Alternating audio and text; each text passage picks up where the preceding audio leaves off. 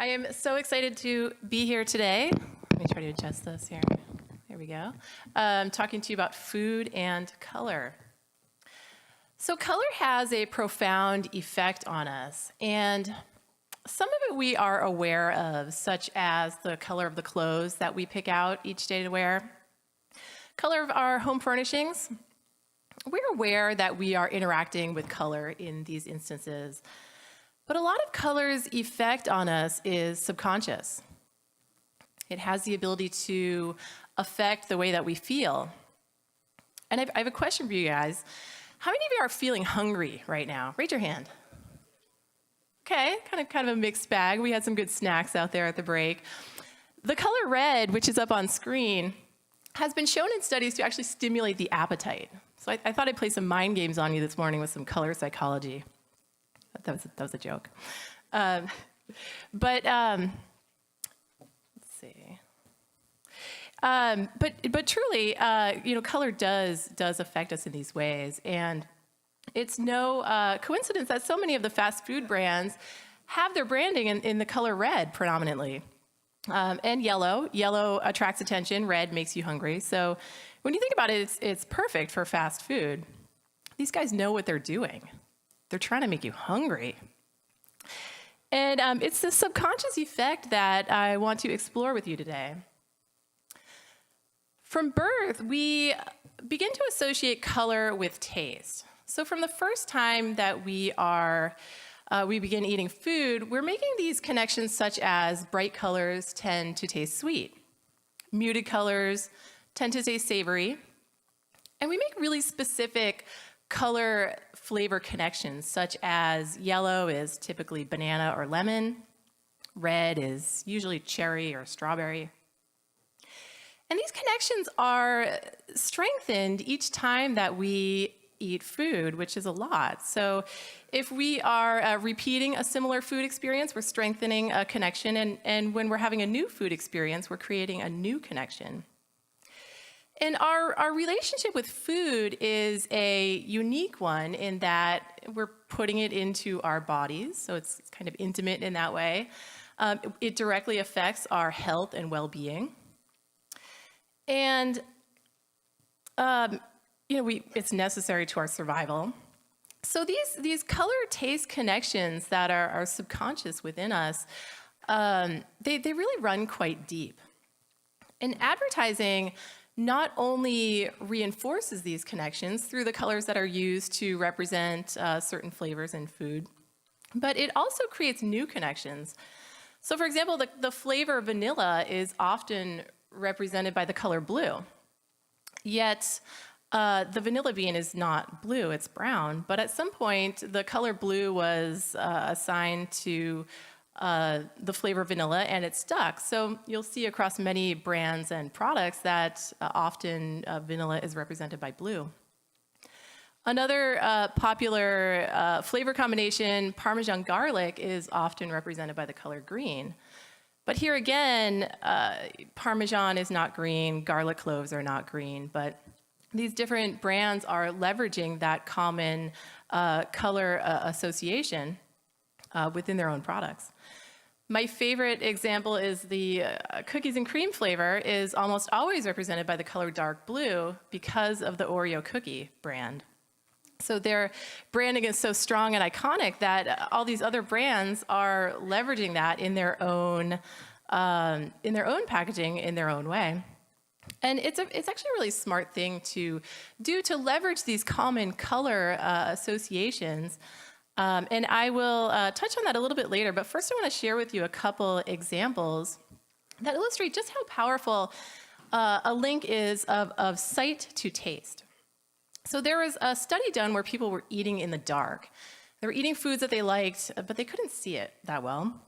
And the consensus was that they didn't enjoy the food as much as compared to when they could see the food. So when you think about it, before we eat food, when we see it, we're getting ready for it based on what we know, based on what we see, based on what we've experienced in the past, based on those color-taste connections within us.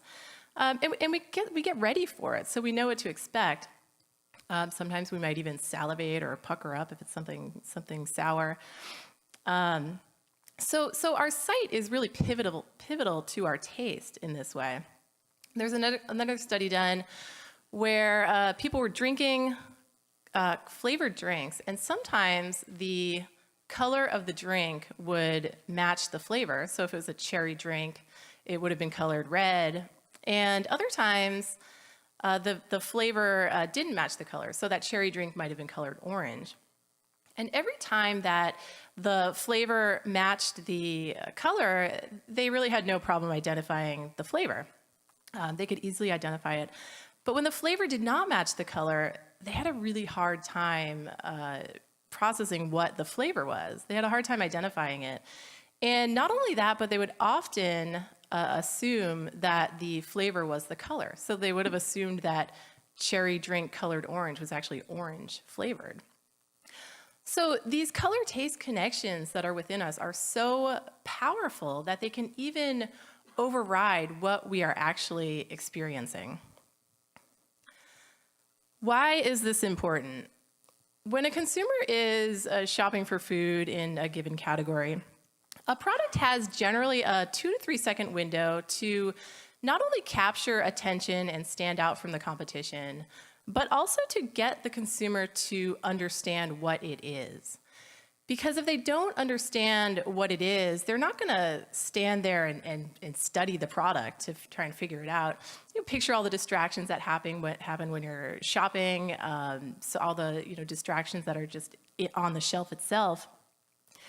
So the faster that they can understand, the more likely they are to buy the product. And when a product uses color to represent the flavor, they can easily understand what it is visually before they even begin to read the information on the package. So color helps us understand in this way. What does this mean for the future of food? Well, before I talk about the future of food, I first want to touch on the past, because when we look at where we've come from, we can better understand where we're going and why. So there's a time when processed foods first started to come on the market, and they were extremely popular. People liked the convenience. They were easy. They were big time savers. They often gave the illusion of being wholesome and healthy. Low fat was a big trigger for a long time, and these kinds of foods have had a huge popularity for a very long time. But along with that rise in these processed foods, we have also seen a rise in obesity and health issues. And we now know that so many of these processed foods are packed with long lists of ingredients, things that we can't even pronounce, might not even know what it is. Certainly not ingredients that we would use if we were preparing a similar item in our own kitchens. And frankly, consumers are fed up. They are wanting and demanding clean ingredients, healthy food, authenticity and transparency from the brands that they purchase from. And we are seeing a huge shift right now toward this demand, and more of these markets, more of these products coming on the market. But there's still a lot of those unhealthy processed foods, and it's really unfortunate that so many of them are targeted at children. When I'm out shopping with my kids, they'll often come up to me and say, Mommy, can we buy this? I want to try it. It's got SpongeBob on it, because SpongeBob is the symbol of health, right? And I'll look at the ingredients. I'll go straight to the ingredients, and I'll say, do you really want to be eating Mexahethal blah, blah, blah? I can't even pronounce it. And they'll be really turned off by that. And they'll ask me why did they put that in the food? And we'll have that conversation about brands that are just out there to make a quick buck at the expense of our health. And this is the reality that the next generation is growing up in. So we have the knowledge and the understanding and the awareness to look past the imagery that we see and really discern for ourselves what is good and what is not. No longer can brands, put these bad ingredients in food and expect it to be a viable product. Consumers are looking for brands that they can trust because for so long they were misled. And so bringing it back to color, where does color come into all this? Well, we know that color helps us understand. And, going beyond just an understanding of what the product is, as was mentioned earlier in the panel, that the brand story is so important, and that trust and that transparency, that honesty, that authenticity. So, going beyond just using color to represent the product, but color combined with the visuals and the imagery and the story to present that understanding of the brand, what the brand stands for, what are its values, how it cares about its consumers, how it makes their lives better. And creating that emotional connection and that trust through imagery is so incredibly powerful. And so we know that color has a powerful effect on us.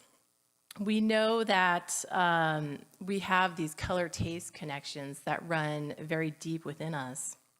We know that color helps us understand. We know that consumers are looking for meaningful connections and trust and authenticity from the brands that they buy from. So if you're a food brand owner out there, or anyone involved in the marketing side of food, how can you make color more of a strategic partner in your brand? Leveraging color and imagery, to facilitate that understanding and trust, the values that you stand for. Because first impressions really are everything in that 2 to 3 second window, but it's got to be authentic. Because if it's not, consumers are going to see right past that facade. And on the consumer side of things, pay attention to what you're seeing out there. Pay attention to what brands are saying visually. What are they saying with their words? And what are they really saying? What do they really back it up? Does the product really fulfill what they're representing? Because looks can be deceiving, and that will probably never change. But when there is that authentic connection between a brand and its consumer audience, that is a win-win situation, and that is so incredibly powerful. And that is what we are looking for more of going forward. Thank you so much. I'm happy to take some questions now, and for any questions that aren't answered during the Q&A, feel free to find me throughout the conference. I'd be happy to talk more.